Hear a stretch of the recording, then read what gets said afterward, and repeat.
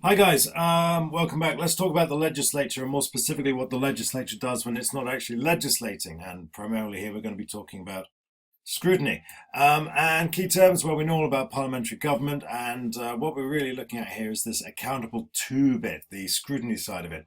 And that means holding the government to account or challenging the probity of government policy and action. Probity, very, very useful word when you're talking about scrutiny. It means making sure that everything is appropriate, making sure that everything is right. Now, in terms of mechanisms of scrutiny, you need to know about select committees, you need to know about ministerial questions, and you need to know about debates. I'm not going to be able to get through all of those in this particular presentation. Debates are definitely going to have to wait. Ministerial questions I'll try to get to, but we'll definitely get the select committees done in this particular presentation. So I should probably get on. One thing you should do is have a look at this video. It's from the House of Commons website, and there's the link there on YouTube, and it is also cached on the Stonet section of the the appropriate section of Stoner. I'll stash it next to this one, and we'll go from there. In case you're interested, this background music is Beirut. It's a track called Postcards from Italy, which doesn't really add much to the particular presentation. I just like it, but it's kind of getting in the way now, so let's get rid of it. Okay, so moving on.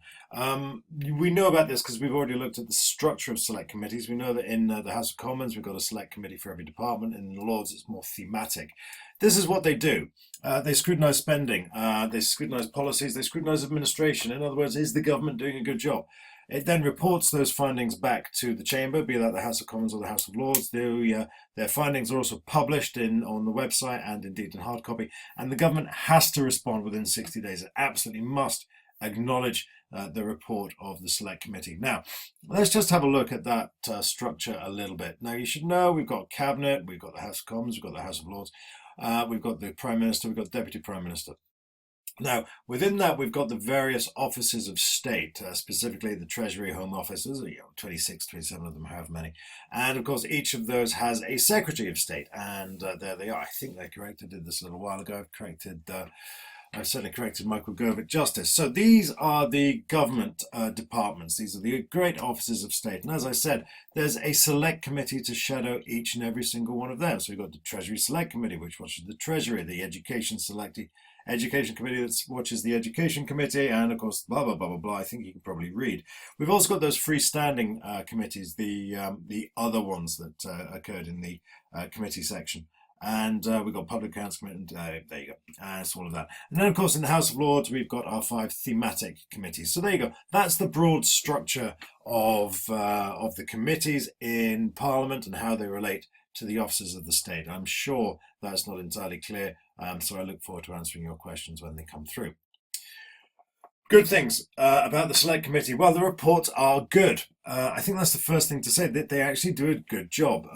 They're rigorous. They take their time. They call expert witnesses. Russell Brand give evidence, and they also call proper proper experts from time to time. You may remember Russell Brand. You probably won't remember anybody else I mentioned.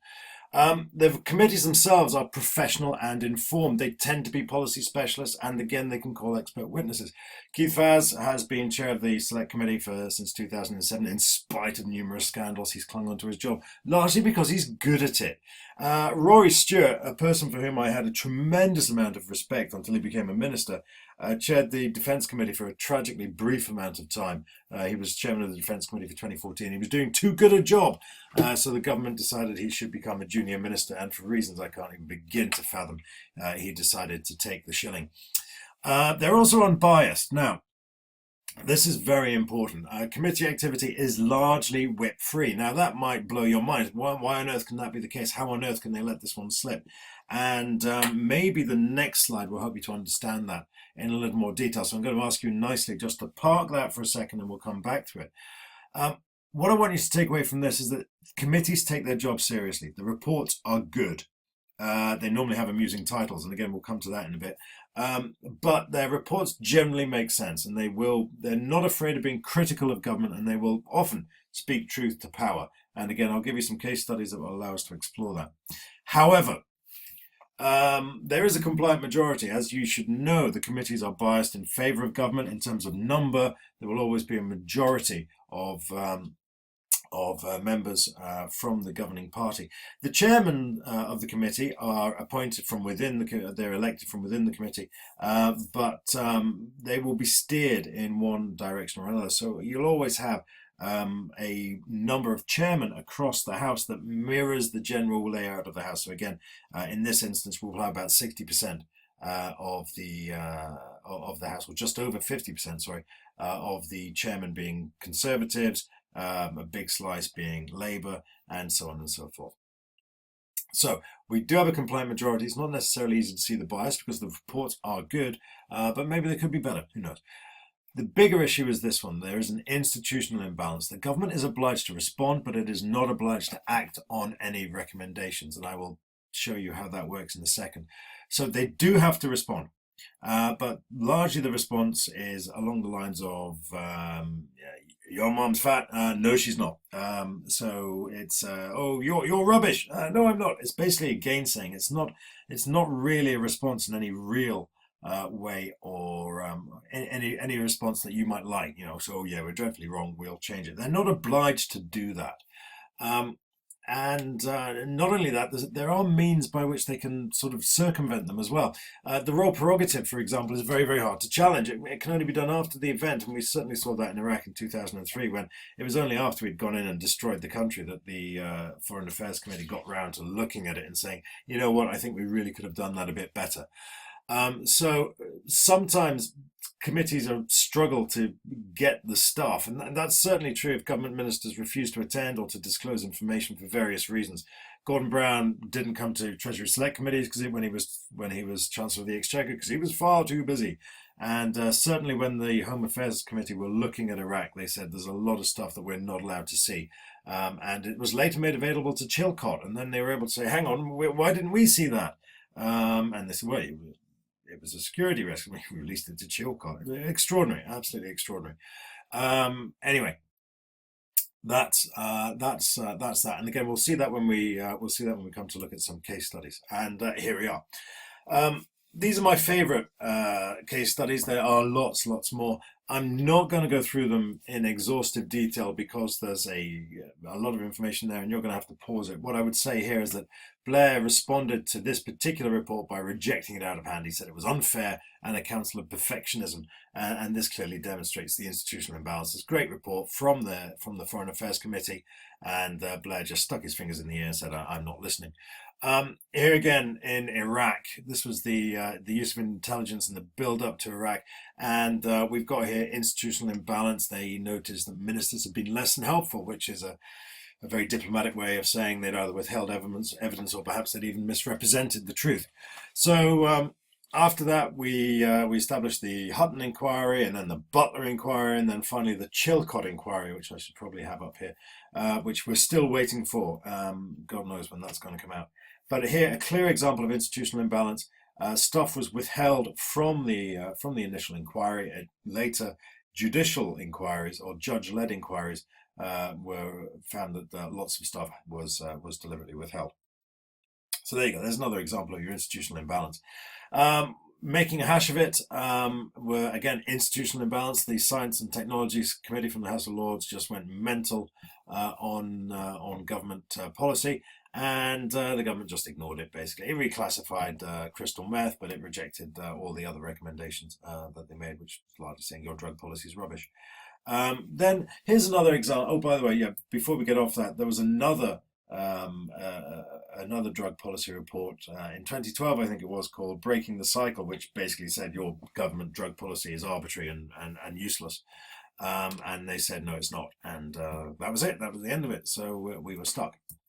Now, this is one occasion when it did work. The Education Committee looked at Michael Gove's reforms in 2013, and well, you can see what they said there. They're acting too quickly, slow it down. And in a very, very embarrassing about face, gosh, I suddenly sounded Canadian, in a very, very embarrassing about turn, the government backed down on that, and I went at great length in a blog spot about that, and I linked that as well to the previous one on select committees. So do go and have a look at that. So that's select committees. I didn't think I was going to get through that in 9 minutes and 30 seconds, but I seem to have done so. Maybe I can get through ministerial questions as well. This relates back to the convention of ministerial responsibility, that all ministers must account for their actions and the activities of their departments. Sometimes they can be formal questions demanding response, and those are either oral or written, and those are delivered at specific occasions set aside for that purpose, and hence we have Minister's Question Time. Now, it's not just Prime Minister's Question Time. This is so important, so critical you get your head around this. Every minister, every Secretary of State has to account for the department's actions. And, well, what happens? Well, as I say, that all ministers must face Parliament. Some represent government in the House of Commons and others in the House of Lords, and MPs get 2 questions. The first is and notice, has to be submitted in advance. Now, further question may follow at the Speaker's discretion. It doesn't happen all that often. I suppose it's worth talking a little bit about PMQs. The Prime Minister has to field a succession of questions from the Leader of the Opposition, as we've seen, and then questions follow from the Opposition. Well, first of all, the Leader of the SNP, because they've got 50 seats, they're called upon to answer questions as well. And then, of course, it's open season, and the Speaker goes from government to opposition benches and basically tries to spread it around the House. Now, good things here. It's a very satisfying exercise, and sometimes a minister can be made to look an absolute fool. Now, Jeff Hoon was Defence Secretary for Blair, and Defence Secretary, and he made an absolute fool of himself in front of the Foreign Affairs Committee when talking about Iraq, and then did it again in the House and kept his job. Sometimes you get valuable insights, but those are ever let slip by mistake, so it's not very useful. Yes, good things. There's no real ramifications. We get very excited, but the public domain doesn't care. And Hague regularly defeated Blair at the ballot box, and fat lot of good that did him. It's also contrived. Questions are submitted in advance. We know all about this. They can wriggle out of them, and there's a conflict of interest. So the key point on questions here is that it's about politics. It's not really about government. And anyone goes there expecting government is going to be profoundly disappointed. That said, when we went to the Houses of Parliament last year, that was 2014, we did chance upon defence questions to the Defence Minister, in fact, questions to the Defence Ministerial team. And it was very informative. It was very good. It was very, very different from the Punch and Judy show that Prime Minister's Question Time has become. So it's not impossible that you can argue that these are an effective mechanism of scrutiny, although Prime Minister's Questions is not. I mean, that's a given. Prime Minister's Questions is theatre, it's a puppet show. However, when we get to ministerial questions, sometimes they can be very, very effective mechanisms of scrutiny.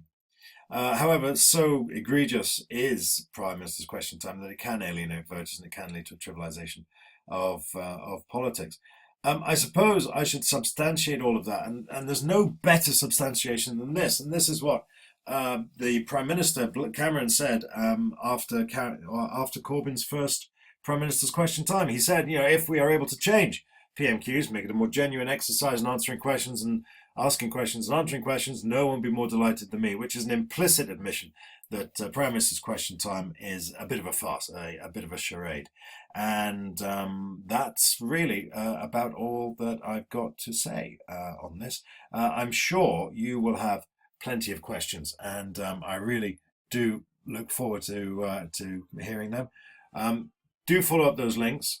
Do have a look at those reports on select committees, and do bring all of your questions and queries to me, because it's very, very important that you understand how scrutiny works, and perhaps more importantly, how it doesn't work and why it doesn't work. If you can do that, you'll be in great shape going forward, and I'm sure you will be, and I look forward to talking to you all about it when next we meet. Test and then debates. See you soon.